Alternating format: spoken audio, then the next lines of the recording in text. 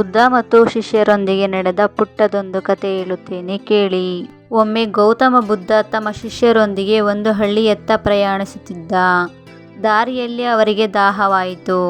ಬುದ್ಧನು ತಮ್ಮ ಶಿಷ್ಯನಾದ ಆನಂದನನ್ನು ಕಳುಹಿಸಿ, ಹಳ್ಳಿ ಬಳಿ ಒಂದು ಕೆರೆ ಇದೆ, ಅಲ್ಲಿ ನೀರು ತಂದುಕೊಡು ಎಂದು ಕೇಳಿದರು. ಆನಂದನು ಕೆರೆಗೆ ಹೋದ. ಆದರೆ ಅಲ್ಲಿ ಎತ್ತುಗಳು ಬಂದು ನೀರನ್ನು ಹದಗೆಡಿಸಿದ್ದವು. ನೀರು ಹೊಂಡಾಗಿತ್ತು, ಕಂದು ಬಣ್ಣದಲ್ಲಿತ್ತು. ಅವನು ಹಿಂತಿರುಗಿ ಬುದ್ಧನ ಬಳಿ ಬಂದು ಹೇಳಿದ, ಭಗವಾನ್, ನೀರು ತುಂಬ ಅಶುದ್ಧವಾಗಿದೆ, ಕುಡಿಯಲು ಯೋಗ್ಯವಲ್ಲ.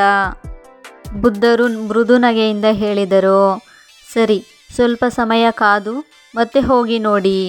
ಸ್ವಲ್ಪ ಹೊತ್ತಿನ ನಂತರ ಬುದ್ಧನು ಮತ್ತೆ ಹೇಳಿದರು, ಆನಂದ, ಈಗ ನೀರು ತೆಗೆದುಕೊಂಡು ಬಾ. ಆನಂದನು ಮತ್ತೊಮ್ಮೆ ಕೆರೆಗೆ ಹೋದ. ಈ ಬಾರಿ ಮಣ್ಣು ಕೆಳಗೆ ಕೂತು ತಿಳಿಯಾಗಿ ತೋರಿತು. ಅವನು ಸ್ವಚ್ಛವಾದ ನೀರನ್ನು ತುಂಬಿಕೊಂಡು ಬುದ್ಧನ ಬಳಿ ಬಂದ. ಬುದ್ಧರು ಆ ನೀರನ್ನು ನೋಡಿ ಹೇಳಿದರು, ಆನಂದ, ನೀನು ಏನಾದರೂ ಮಾಡಿದ್ದೀಯಾ ನೀರು ಸ್ವಚ್ಛವಾಗಲು? ಆನಂದನು ಉತ್ತರಿಸಿದ, ಇಲ್ಲ ಭಗವಾನ್, ನಾನು ಕೇವಲ ಸಮಯ ಕೊಟ್ಟೆ. ಬುದ್ಧರು ಹೇಳಿದರು, ಅದೇ ನಮ್ಮ ಮನಸ್ಸಿಗೂ ಅನ್ವಯಿಸುತ್ತದೆ. ನಾವು ಕೋಪಗೊಂಡಾಗ, ದುಃಖಪಟ್ಟಾಗ ಅಥವಾ ಅಸಹನೆಗೊಂಡಾಗ ನಮ್ಮ ಮನಸ್ಸು ಈ ಕೆರೆಯಂತೆ ಮುಸುಕಾಗುತ್ತದೆ. ನಾವು ಏನೂ ಮಾಡಬೇಕಾಗಿಲ್ಲ, ಕೇವಲ ಶಾಂತವಾಗಿ ಕಾದು ನೋಡು. ಸಮಯ ಕೊಟ್ಟರೆ ಮನಸ್ಸಿನ ಮಣ್ಣು ತಳಕ್ಕೆ ಕುಳಿತು ಬುದ್ಧಿಯ ಸ್ಪಷ್ಟತೆ ಮರಳುತ್ತದೆ.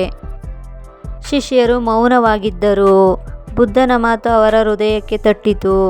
ಅವರು ಅರ್ಥ ಮಾಡಿಕೊಂಡರು. ಜೀವನದಲ್ಲಿ ಅಸಹನೆ ಬಂದಾಗ ತಕ್ಷಣ ಪ್ರತಿಕ್ರಿಯಿಸಬೇಡಿ. ನಿಶ್ಚಲವಾಗಿ ಇರಲು ಕಲಿತುಕೊಳ್ಳಿ.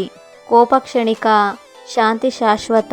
ಕೋಪದಲ್ಲಿ ಹಾಡಿದ ಒಂದು ಮಾತು ಸಂಬಂಧ ಕಳೆಸಬಹುದು, ಆದರೆ ಶಾಂತಿಯಲ್ಲಿ ಹಾಡಿದ ಒಂದು ಮಾತು ಬದುಕನ್ನೇ ಬದಲಾಯಿಸಬಹುದು.